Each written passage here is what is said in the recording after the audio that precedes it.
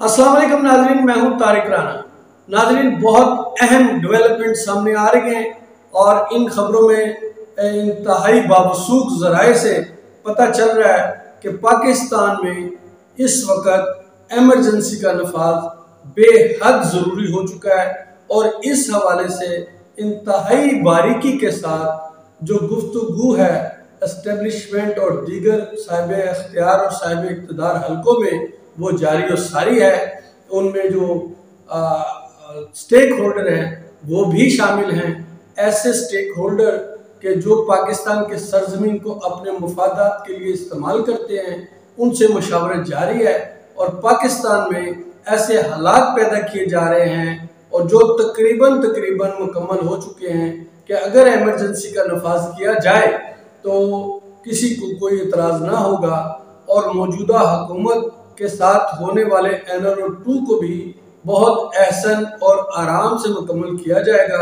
जो तकरीबन अपने आखिरी मराहल पे है। सिर्फ एक ही रुकावट बाकी है NRO 2 में और वो रुकावट है मियां मोहम्मद नवाज शरीफ का पाकिस्तान आना।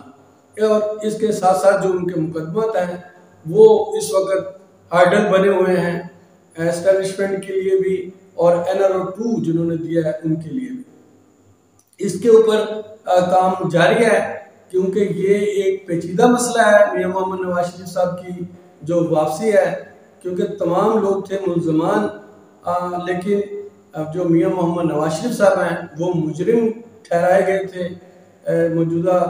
जो गुज़िश्ता सुप्रीम कोर्ट के जजेस थे उनकी तरफ से, और इस वक्त उनका पाकिस्तान और वो एक कैदी की हैसियत से पाकिस्तान से बाहर गए थे एक माहदे के तहत। अब वो इस वक्त पाकिस्तान अगर वापस आते हैं तो उनके लिए इक़दाम उठाने पड़ेंगे, ऐसे इक़दाम जो उनको एहसन तरीके से जो पाकिस्तान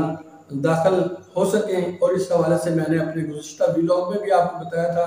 कि उनकी तरफ से ऑप्शन दिया गया था कि वो रायविंड को सब जेल करार दे दें और उनको रायविंड में रखा जाए जब तक उनके मामला जो हैं वो सॉर्ट आउट नहीं हो जाते। फिर वो तहकीकाती तौर पर एक जो कानूनी मामला था उनको भी ख़त्म कर लेंगे। और इस वक्त जो मौजूदा सूरत हाल है, मैंने जो जिक्र किया था कि एस्टेब्लिशमेंट की तरफ से मुल्क में एमरजेंसी लगाने का मुकम्मल प्रोग्राम बन चुका है। अब वो कब अमल पैरा होता है इसके ऊपर और किस तरह से होगा ये इस वक्त देखने की ज़रूरत है। इस वक्त मौजूदा हुकूमत और एस्टेब्लिशमेंट में अदम एतमाद की फ़ज़ा भी कायम है, उस फ़ज़ा के ऊपर भी गौर किया जा रहा है। लेकिन सबसे पहले मैं आपकी तरफ तवज्जो दिलाना चाहता हूँ कि इस वक्त मुल्क में क्या सूरत हाल है और जिसकी वजह से एमरजेंसी अगर लगाई गई तो वो बिल्कुल उसको लेजिटिमेट समझा जाएगा मुल्क में। जो सबसे इस वक्त और ये सारा का सारा मामला जो है वो इमरान खान साहब के लॉन्ग मार्च को रोकने के लिए किया जा रहा है और लॉन्ग मार्च रोकने के लिए इसके ऊपर भी मैं आपको पूरी गुफ्तगू बाद में सुनाता हूँ। लेकिन मैं पहले आपको ये क्लियर कर दूँ कि लॉन्ग मार्च क्यों रोकना चाह रहे हैं एस्टेब्लिशमेंट और दीगर सियासी जमातें, और इनका क्या जो इनके हैंडल्स हैं पीछे और जो स्टेक होल्डर हैं पीछे, उनको इस लॉन्ग मार्च से क्या नुकसान होंगे, मैं आपको ये भी बताऊंगा इसी व्लॉग में। लेकिन मैं आपको ये बताना चाह रहा हूँ इस वक्त कि पाकिस्तान में एक ऐसी जाल बिछा दिया गया है कि अगर एमरजेंसी का नफाज का ऐलान किया जाए तो उसको लेजिटिमेट समझा जाएगा, मौशी एमरजेंसी का नाम दिया जाएगा, एमरजेंसी 3 माह के लिए लगाई जाएगी और मौजूदा हुकूमत को ही उस एमरजेंसी में काम करने के काबिल बनाया जाएगा और 3 माह गुजरने के बाद यही मौजूदा हुकूमत उस एमरजेंसी को उसकी मुद्दत को बढ़ाएगी और इस तरह से मौजूदा जो मुकर्रर वक्त है इलेक्शनों का वहाँ तक लिंगर ऑन किया जाएगा इस हुकूमत को, इक़्तिदार को इनके। और ये भी एक NRO का हिस्सा है और NRO 2 का। लेकिन इस वक्त मैं आपकी तवज्जो इस तरफ दिलाना चाहता हूँ कि इस वक्त मुल्क में क्या सूरत हाल और किस तरह का जाल बिछाया गया है एमरजेंसी का नफाज लगाने के लिए। सिर्फ उसकी मंजूरी लेना बाकी है स्टेक होल्डर से और उनको बताया जा रहा है स्टेक होल्डर्स को कि क्या क्या नुकसान उठाने पड़ सकते हैं अगर एमरजेंसी ना लगाई गई, और अगर एमरजेंसी लगा लेते हैं तो फिर उनको क्या फ़ायदे होंगे और पाकिस्तान को इसमें کیا فائدہ ہوگا؟ یہ سب سے پہلے میں آپ کی توجہ دلانا چاہتا ہوں کہ جو اس وقت آڈیو ویڈیو لیکس ہیں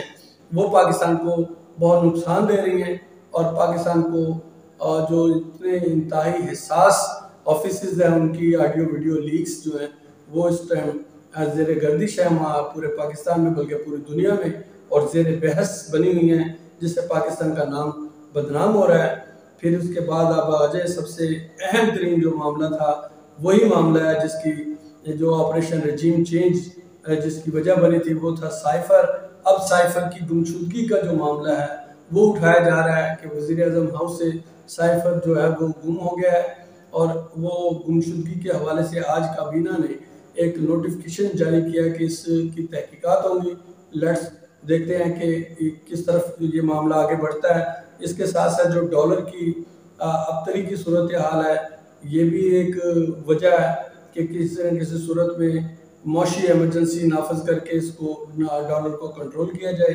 اور اس کے ساتھ ساتھ بجلی، پانی اور گیس سے بحران اس وقت پاکستان کو درپیش ہیں، اور اس کے علاوہ جو اشیاء خورونوش کی چیزیں ہیں ان کا بھی ایک شدید بحران پاکستان کو درپیش ہے۔ اور اس کے ساتھ ساتھ جو افواج پاکستان کے خلاف سوشل میڈیا پر پروپیگنڈا ہے اس کو بھی کنٹرول کرنے کے لیے ایمرجنسی کا نفاذ ضروری ہے۔ پھر جو سب سے اہم ہے وہ ہے لانگ مارچ، اور لانگ مارچ کو روکنے کے لیے یہ اس کا ایمرجنسی کا نفاذ جو ہے انتہائی ضروری ہے۔ اگر لانگ مارچ کو نہ روکا گیا تو اس سے بہت سے جو حلقے ہیں پاکستان کے اور پاکستان سے باہر جن کے مفادات پاکستان سے جڑے ہیں ان کو شدید نقصان اٹھانا پڑ سکتا ہے۔ ان کو اعتماد سازی کے لیے ان سے مشاورت جاری ہے، اور اس وقت جو پاکستان کی صورتحال ہے کہ پاکستان کا تقریباً 40 سے 50% حصہ جو ہے وہ سیلاب کی نظر ہو چکا ہے، اور 5 کروڑ سے زائد افراد اس وقت جو سیلاب کی سنگین صورتحال کا سامنا کر رہے ہیں، اور انتہائی میزریبل اس وقت ان کی لائف ہے۔ یہ تمام کی تمام چیزیں ناظرین وہ ہیں جن کی وجہ سے اس وقت پاکستان میں ایمرجنسی کا جو راستہ ہے وہ ہموار ہو چکا ہے، اور ایمرجنسی کے نفاذ کے لیے انتہائی سنجیدگی سے سوچا جا رہا ہے۔ اور عمران خان اور اسٹیبلشمنٹ اور بالخصوص آرمی چیف قمر جاوید باجوہ صاحب کے درمیان جو گفتگو ہوئی ہے وہ ناکام سمجھی جا رہی تھی۔ ایوان صدر میں ملاقات ہوئی تھی اور اس حوالے سے گفتگو ہوئی تھی۔ عمران خان صاحب کا وہی موقف ہے کہ وہ ہر کام تسلیم کرنے کے لیے تیار ہے، لیکن وہ چوروں سے وہ جاری و ساری رہے گا، اور وہ آنے والے وقت میں وہ افیکٹ ہوگا انتہائی زبردست طریقے سے پاکستان کے جو سسٹم کو ہلا کر رکھ دے گا۔ اور یہ لانگ مارچ وہ عام کوئی لانگ مارچ نہیں ہے، اس کی بہت زبردست تیاری ہو چکی ہے، اور لانگ مارچ اگر کیا جاتا ہے تو اس سے بہت زیادہ نقصان جو ہے وہ اسٹیبلشمنٹ کو اور دیگر جو پاکستان میں سیاسی وڈیرا سسٹم ہے، جاگیردارانہ سسٹم ہے، ایرسٹوکریسی ہے، اس کو زبردست نقصان پہنچے گا۔ اور اس حوالے سے تمام کے تمام حلقے ساتھ جوڑ کر بیٹھے ہوئے ہیں کہ کسی نہ کسی صورت میں ایسا کوئی راستہ نکالا جائے کہ جس سے اس لانگ مارچ سے بچا جا سکے۔ ناظرین، ایک ملاقات ہوئی تھی قمر جاوید باجوہ صاحب اور عمران خان صاحب کے درمیان، لیکن اس کی جو شنید ہے ضامن جو تھے وہ تھے عارف علوی صاحب جو صدر پاکستان ہیں۔ ان کی طرف سے ایک بیان جاری ہوا ہے 2-4 روز قبل، جس کو ہم نے باریکی سے نہیں دیکھا، کیونکہ اس ملاقات کے اگر تناظر میں دیکھا جائے تو وہ ضامن تھے، اور ان کا 2-4 دن قبل ایک بیان جاری ہوا تھا کہ الیکشن جو ہیں اپنی مقررہ مدت پر ہی ہوں گے۔ تو اس کا مطلب یہ ہے کہ جو عمران خان صاحب کا ڈیمانڈ تھی، یا عمران خان صاحب کی ڈیمانڈ نئے الیکشن کی ڈیمانڈ تھی، وہ رد کر دی گئی ہے، اور آرمی چیف صاحب جو ہیں یا موجودہ اسٹیبلشمنٹ ہے وہ اپنی اس موقف پر قائم ہے کہ الیکشن جو ہے وہ مقررہ مدت پر ہوں گے، اور NRO-2 اپنی تقریباً مکمل ہو چکا ہے اور اپنی تکمیل کے آخری مراحل میں ہے۔ اس کی تکمیل کے جو مراحل ہیں وہ جس طرح ہی نواز شریف صاحب پاکستان آئیں گے وہ مکمل ہو جائیں گے، اور یہ بھی NRO-2 کا ایک حصہ ہے کہ الیکشن جو ہے وہ اپنے مقررہ وقت پر ہوگا، اور اس حوالے سے